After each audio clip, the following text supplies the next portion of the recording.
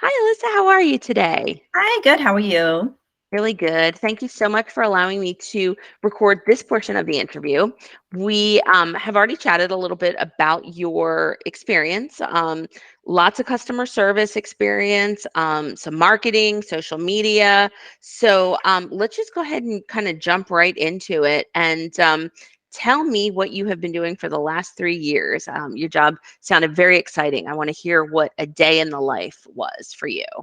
Okay, when I was working with Babaloo's, I kind of did a little bit of everything, sort of a virtual assistant for the shop owner. I would answer questions on social media, also via email.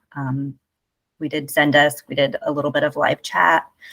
And then I would also help with some of the email marketing, with loading items to the website. Um, Again, just sort of any kind of work that she needed help with. Um, Sure. yeah, And what type of business was that? it was a online clothing store, and she also did home decor. Okay. Mhm. And then that position ended. The company is no longer in Right, business. Okay. right. She ended up closing. Okay. All right. And so, and before that, to note, your most notable position before that, I would say, is when you were with Fast Signs. You were there for about 9 years. Yes, yes. Okay. And, Tell me what you did there. Looks like a little bit of um, everything. yeah, at Fast Signs, I started out, I was hired as a customer service rep. So I would mostly do when somebody walked in and wanted signs or answering phones. Um, I sort of progressed into doing some accounts receivable and eventually outside sales and some graphic design. Um, and again, sort of the same thing, just helping out the owner with whatever he needed. Okay. And you mentioned that at some point in time you did do a little bit of permitting with the sign company. So what would you permit? Like what type of signs are we talking about here? They're not like, are they street signs, things like that, or? It was mostly either like a illuminated, like an electrical sign, or Mhm. in this was actually when I lived in Orlando. So some of the counties would need even just for a permit for if there was, say, a property they were going to lease or something like that. If it Mm. was going on, depending on where it was going in the city, some of Okay. those needed to be permitted. Okay, great.